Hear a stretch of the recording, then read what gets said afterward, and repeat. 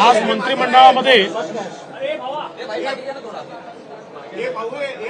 अतिवृष्टीमुळे ज्या शेतकऱ्यांचं नुकसान झालंय त्यांच्याकरता दोन महत्त्वाचे निर्णय घेण्यात आलेले आहेत। विशेषतः विदर्भाच्या भागामध्ये 2 हेक्टरपेक्षा जास्त लँड होल्डिंग असल्यामुळे मराठवाड्याच्या बऱ्याच भागामध्ये त्यांना कुठलीच मदत त्या ठिकाणी मिळत नव्हती आणि म्हणून 2 हेक्टरचा निकष 3 हेक्टरपर्यंत वाढवण्याचा निर्णय हा मंत्रिमंडळाने घेतलेला आहे। त्यामुळे आता ज्यांचं नुकसान झालंय अशा जवळजवळ सर्व शेतकऱ्यांना यामध्ये फायदा मिळणार आहे। ज्यांची जमीन खरडून गेली आहे त्यातही 2 हेक्टरपेक्षा जास्त ज्यांच्याकडे जमीन आहे त्यांची जमीन खरडून गेली तर त्यांना कुठली मदत मिळत नव्हती। पण आता जमीन लँड होल्डिंग किती मोठं असलं तरीही 2 हेक्टरपर्यंत खरडून गेलेल्या जमिनीचा मोबदला त्यांना देण्यात येईल अशा प्रकारचा निर्णय देखील झालाय। त्यासोबत एखाद्या शेतकऱ्याच्या जमिनीचा काही भाग खरडून गेलाय आणि बाकी ठिकाणी पिकाचं नुकसान झालंय, अशा परिस्थितीमध्ये त्या शेतकऱ्याला एकच मदत मिळत होती, परंतु आता खरडून गेलेल्या जमिनीच्या संदर्भात ती खरडून गेल्याची मदत त्या ठिकाणी त्याला मिळणार आहे आणि उर्वरित भागातली जी काही पिकाचं नुकसान झाल्याची मदत आहे ती मदत देखील त्या ठिकाणी शेतकऱ्यांना मिळणार आहे। त्यामुळे मोठ्या प्रमाणात विदर्भ मराठवाड्यातल्या शेतकऱ्यांना याचा फायदा मिळेल आणि अतिवृष्टीमुळे ज्या भागामध्ये शेतकऱ्यांचं मोठं नुकसान झालंय त्यांना या नियमात शिथिलता दिल्यामुळे फायदा मिळेल। आपल्याला कल्पनाच आहे की मराठा आरक्षणाच्या संदर्भात जे काही आंदोलन चाललेलं आहे त्या संदर्भात राज्य सरकार सकारात्मकतेने पाऊल उचलत आहे। माननीय मुख्यमंत्री यांनी स्वतः आरक्षणाच्या संदर्भातलं कमिटमेंट हे दिलेलं आहे आणि त्यानुसार राज्य सरकार मराठा समाजाला आरक्षण देण्याच्या संदर्भात पूर्णपणे कमिटेड आहे। या संदर्भात आजच्या मंत्रिमंडळातले निर्णय देखील आपल्यासमोर आत्ताच संबंधित सगळ्या मंत्र्यांनी सांगितलेले आहेत, त्यामुळे मी पुन्हा ते सांगणार नाही।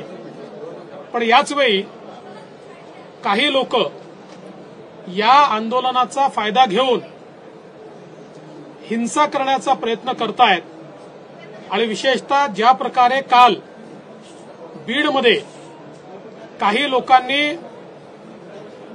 त्या ठिकाणी लोकप्रतिनिधींचे घरं जाळ, काही विशिष्ट समाजाच्या लोकांना टार्गेट कर, काही लोकांचे हॉटेल दवाखाने जाळ, प्रतिष्ठानं जाळ, अशा प्रकारचं जी कारवाई केली आहे ही कारवाई अत्यंत चुकीची आहे। त्याची अतिशय गांभीर्याने दखल ही राज्य सरकारने घेतली आहे। अशा सर्व लोकांवर पोलीस आणि गृह विभाग कडक कारवाई करेल। विशेषतः लोक घरात असताना घरं जाळण्याचा जो प्रयत्न झालेला आहे त्याचे सगळे व्हिडिओ फुटेजेस मिळालेले आहेत। 50-55 लोक आयडेंटिफाय झाले आहेत, उर्वरित लोकांना आयडेंटिफाय करण्यात येत आहे। या सगळ्या लोकांना त्या ठिकाणी पोलीस 307च्या अंतर्गत जीवे मारण्याचा प्रयत्न केला याच्या अंतर्गत त्यांच्यावर कारवाई करणार आहेत। अशा प्रकारे कोणाला मारून टाकण्याचा प्रयत्न, कोणाची प्रॉपर्टी जाळण्याचा प्रयत्न हा जर होत असेल तर मला असं वाटतं की पोलीस बघ्याची भूमिका त्या ठिकाणी घेणार नाहीत आणि म्हणून अतिशय कडक अशा प्रकारची कारवाई या संदर्भात करण्यात येणार आहे। जिथे शांततापूर्ण आंदोलनं चाललेली आहेत त्याच्यावर कुठलीही कारवाई करण्यात येणार नाही।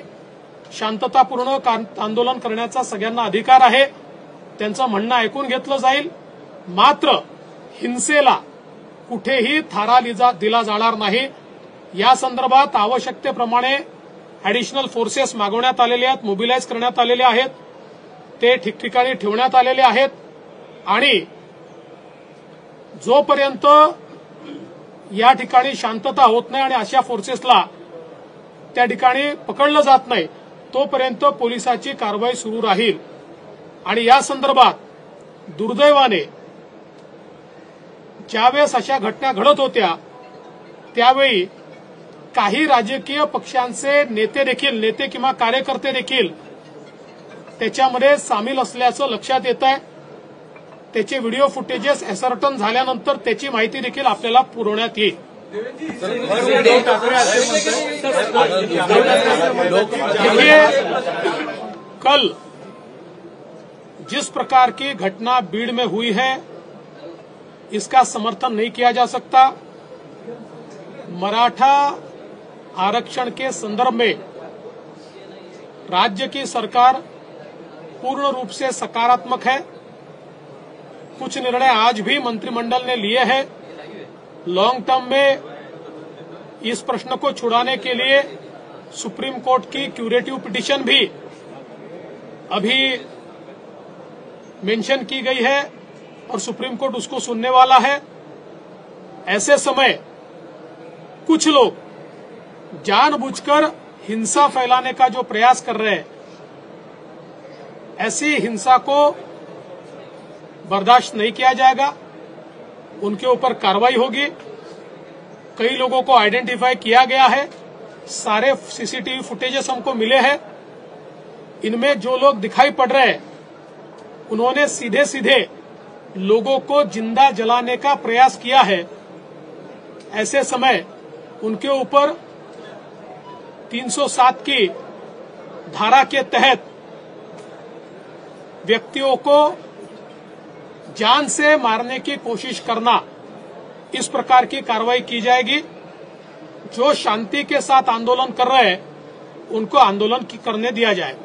विशेष अधिवेशन बोलवण्यासंदर्भात आज काही चर्चा झाली आहे का? दुसरं महत्त्वाचं, काही ओबीसी नेते तुमच्याकडे काल आलेले होते, त्यांची अपेक्षा होती की सिक्युरिटी प्रोव्हाइड करण्यात यावी। काल तुम्ही त्याचा पण आढावा घेतला। असं आहे की ज्या ठिकाणी ओबीसी नेत्यांना धमक्या आलेल्या आहेत किंवा इनसिक्युरिटी वाटते आहे अशा ठिकाणी पोलिसांना सांगितलेलं आहे की या धमक्या गांभीर्याने घेतल्या पाहिजेत आणि त्याच्यावर योग्य ती कारवाई केली पाहिजे। काही लोक फेसबुकच्या माध्यमातून किंवा सोशल मीडियाच्या माध्यमातून धमकी देतात।